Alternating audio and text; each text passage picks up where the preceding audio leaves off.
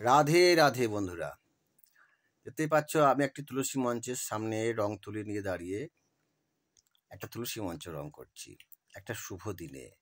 দিনটি হচ্ছে অক্ষয় তৃতীয়া। আর অক্ষয় তৃতীয়ার দিনে রং করতে করতে আজ একটি কথা তোমাদেরকে শোনাবো, এক গুরু শিষ্যের কথা। তো এক গ্রামে একটা ছেলে ছিল।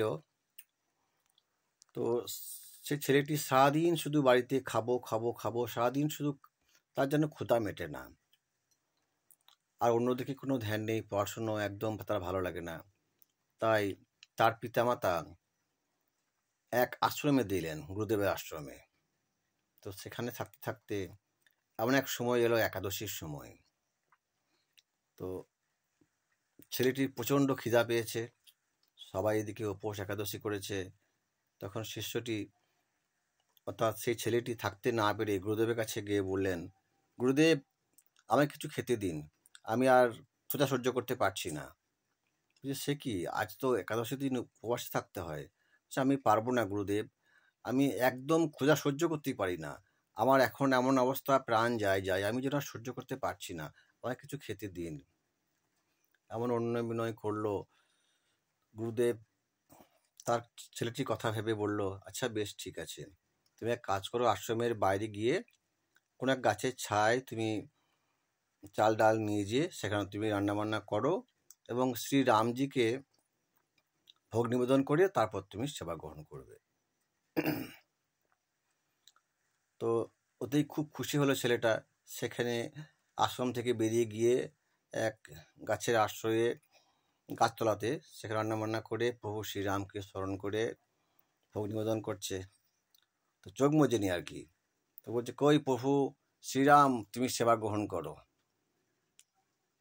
তারপর দেখছি যে কই শ্রীরাম তো এলো না। তার হঠাৎ করে চোখটা মজল, ও আমি চোখ না মজলে বোধ হয় তুমি খাবে না, তুমি ভোগ নেবে না। না, আমি চোখ মুজলাম, তুমি সেবা গ্রহণ করো।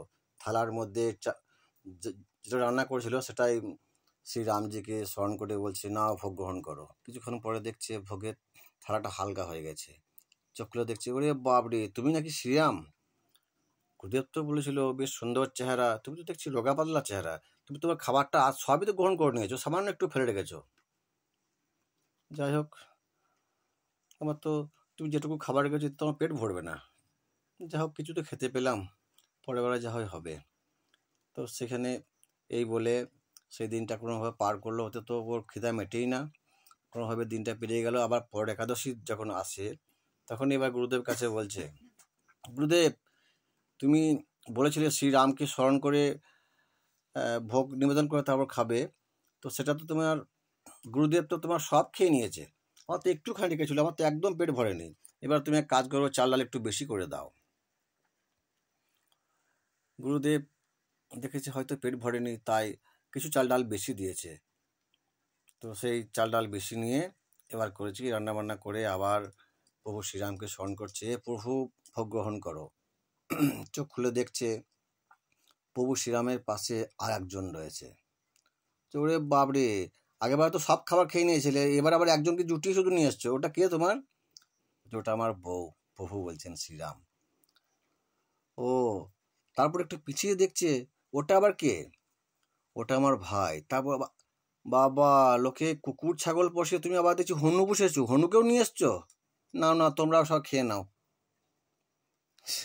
যাই হোক, প্রভু শ্রীরামের সেবা দিয়ে, সবাইকে সেবা দিয়ে, একটুখানি অন্ন মুখে দিয়ে সেই দিনটা পার করেছে। তারপর আবার গুরুদেবের কাছে গিয়ে বলেছে, আজকে আমার পেট ভরেনি, পরের বার যখন একাদশী হবে আমাকে একটু বেশি করে দেবে। একাদশী চলে আসছে, এবার গুরুদেবকে বলছেন সেই ছেলেটি, এবার এক কাজ করো, 5 কেজি চাল দাও, 20 কেজি ডাল দাও, আর বেশি বেশি সবজি আমাকে দাও। কারণ যতবারই সেবা করার কথা ভাবছি তখন দেখছি যে তুমি বলেছিলে রামের সেবা হবে, রামের সঙ্গে তার ভাই আসছে, বউ আসছে, আবার কত সব বানর হনু সব নিয়ে চলে আসছে, তুমি এক কাজ করে বেশি করে দাও। গুরুদেব বলছে, কি ব্যাপার, শিশুরা কি চালাকি করছে, না এগুলোকে বিক্রি করে দিচ্ছে? অন্য শিষ্যকে বললেন, তবে একটু নজর রেখো ছেলেটির উপর। এমত অবস্থায় সেই চাল ডাল নিয়ে গিয়ে যখন এবারে গিয়ে কিন্তু রান্না বান্না করলেন না, দেখেছে রাম চলে এসছে, তো দেখছি সীতাও এসছে, বলছে তোমরা রান্না বান্না করে তোমরাই খাও, যদি থাকে তো আমাকে একটুখানি প্রসাদ দিও, আমি রান্না করবো আর তোমরা সব খেয়ে নেবে। সেইভাবে এবার শ্রী রামচন্দ্র বলে, অনেকদিন তোমার হাতে খাইনি, তুমি রান্না করো লক্ষ্মী। তাই সীতামা রান্না করতে লাগলেন। এদিকে হনুমান কাঠের জোগাড় করলেন, লক্ষ্মণ এবং সাথে এসেছেন ব্রহ্মা, বিষ্ণু, মহেশ্বর, সবাই এসে হাজির। প্রভু শ্রীরাম রয়েছেন, মাতা লক্ষ্মী রান্না করছেন, মাতা সীতা। এমত অবস্থায় সেই গুরুদেব এক শিষ্যকে বললে, যাও তো দেখে এসো কি ব্যাপার।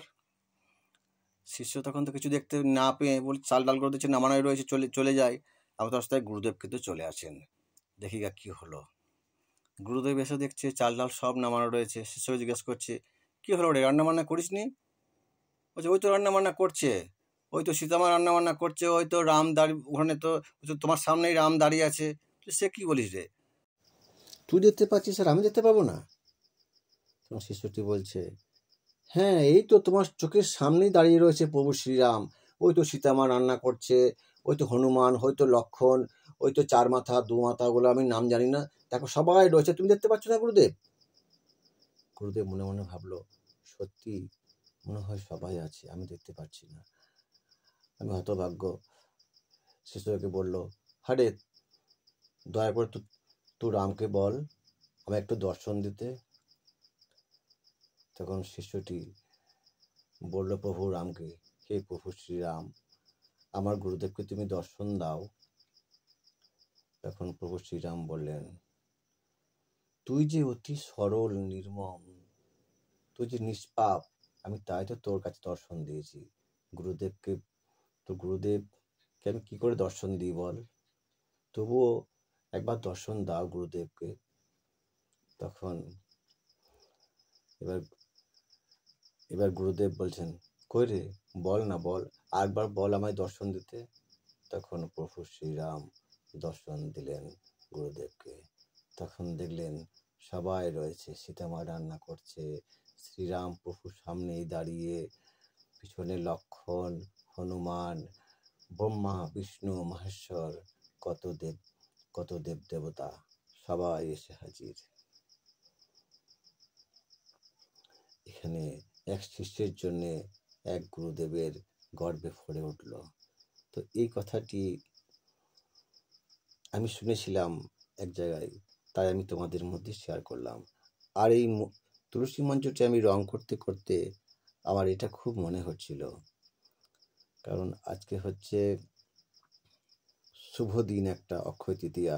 আমি এই মনে মনে করতে করতে আমি তুলসী মঞ্চটা রং করলাম, আর তোমাদের মধ্যেও এই কথাটি শেয়ার করলাম, এক গুরু শিষ্যের কথা। আমার শুনতে বড় ভালো লেগেছে, তাই আমি তোমাদের মধ্যেও এটা শেয়ার করলাম। যদি ভালো লেগে থাকলে সবাই কমেন্ট করো। রাধে রাধে, জয় শ্রীকৃষ্ণ।